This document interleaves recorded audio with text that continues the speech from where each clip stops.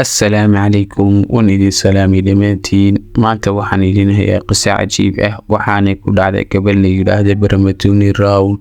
ugu horeyn dad halka ku cusub tahay inuu soo subscribe channelka sidoo kale dadka shifiyo walaag saar una sii share gareeya asxaabtaada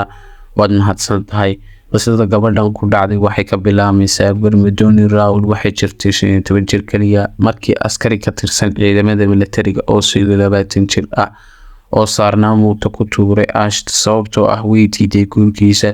weerarkan ayaa labada indhood ka indhatiray waxaanay gubtay wejigeeda oo dhan guusha naxdin leh tan iyo markii uu weerarka dhacay Barmadooni Rawl ayaa si kalgacal leh ugu yeeray Raaniin waxaana jirtay isbitaalka oo ay ka baxday waxaanay soo martay 5 qalliin oo dib u dhis ah dhowrkii sano ee soo socday waxay ka buuxsamay si aan la sheegi karin waxay ku qaadatay 4 sano oo sariir ah gurigeeda oo ku yaal Odisha ee bariga Hindiya halka hooyadeed oo carmal ah ay kaligeed daryeelaysay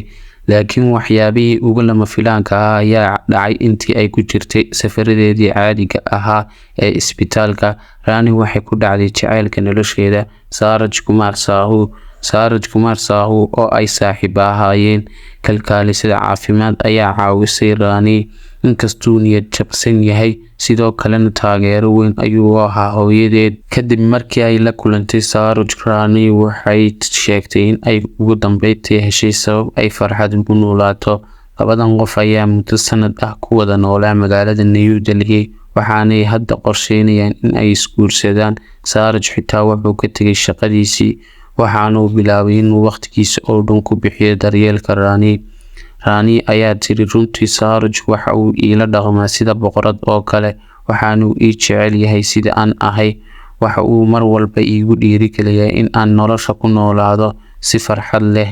waxaanu noqday qayb iga mid ah ma aanan awoodin in aan maanta dunida arko haddaanad jirin isaga ha ku noolaado